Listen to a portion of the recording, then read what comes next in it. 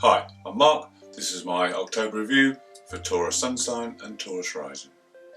This month we have two full moons. The first is on the 1st of October and is in Aries, your 12th house.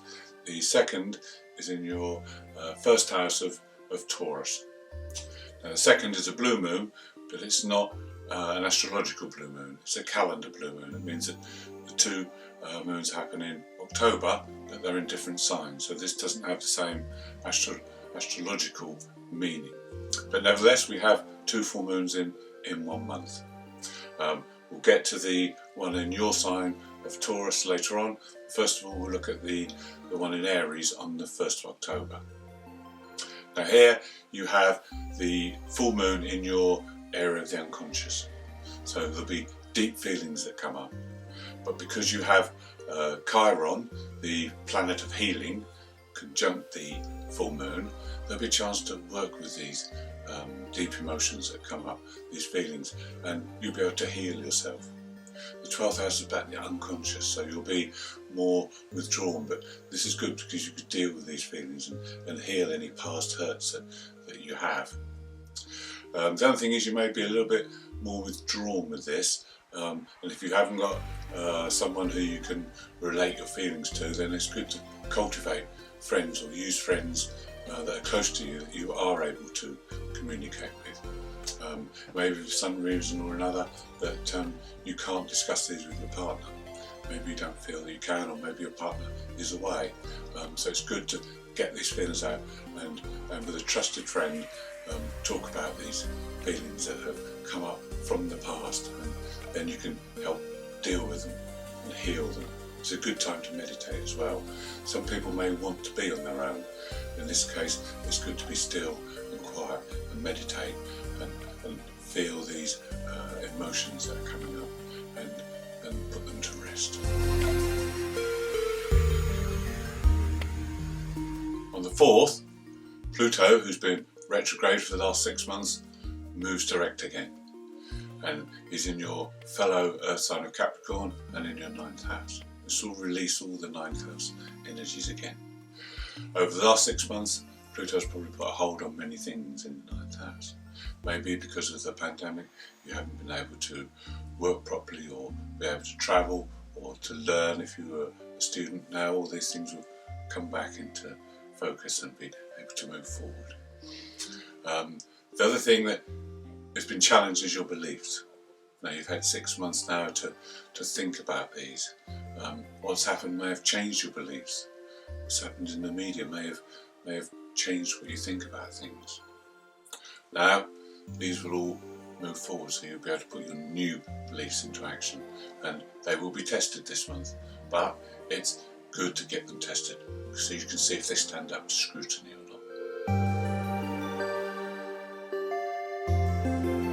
Venus has now moved into your 5th house of creativity and fellow Earth sign Virgo. Now, this is great for you because at some point during the month Venus will make a favourable aspect to your natal sun. So this will make you feel really good. It's a good month for you. Self-expression will come a lot easier. If you're involved in any artistic or creative areas, it will be a boost for you. If not, it doesn't matter what the medium is, it doesn't matter what you do, you'll be able to express yourself much better through whatever it is you do. It's also a good time to spend with your children. You'll be able to get on well with your children. You'll be able to communicate well with them. And this is a good time to find love as well, because the 5th house is about love affairs. If you're in a relationship, it's also a good time to express yourself within that relationship and to have some great times. On the 6th, Mercury and Venus make an excellent aspect, so this is good for anything that's creative, but it's also good for shopping if you want to go out and spend money. If you're in business, it's good for trading.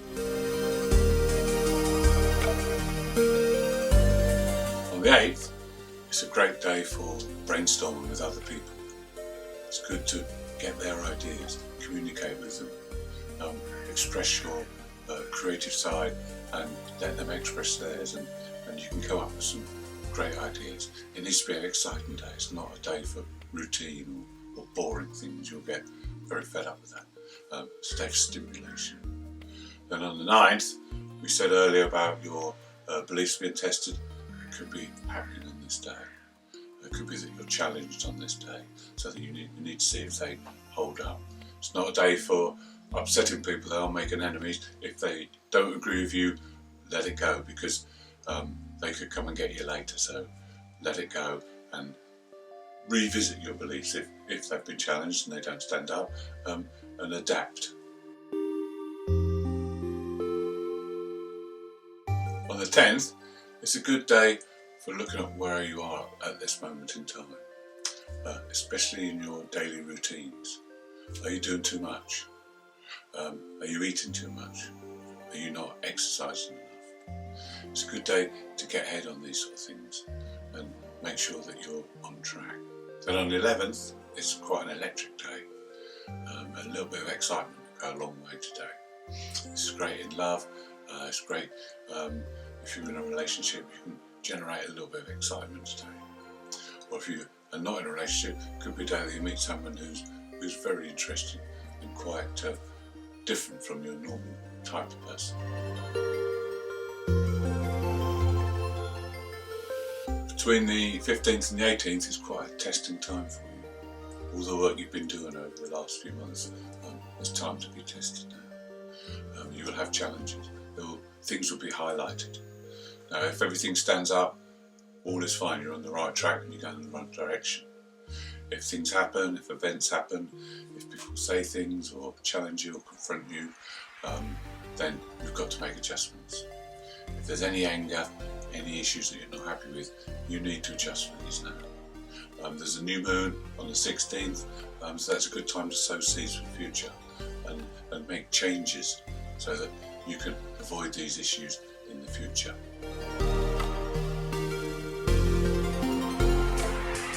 The 21st is a day of intensity and passion. It's great in relationships. If you're not, you may be attracted to someone who's very deep and very powerful. Also, it's great for creative artistic pursuits, or just enjoying beautiful things. Then, the black moon moves into Taurus, your sign, at the first house. What does this mean? Well, the black moon casts a shadow wherever it goes. The shadow over Taurus is a fear of scarcity, of not having enough, a fear that you're not secure enough. So you have to resist these urges. It may be that you want to surround yourself with possessions that makes you feel more comfortable. You have to resist this urge. Meditate if this happens and let the urge pass. With the black moon in the first house, it casts a shadow over your identity. Who are you?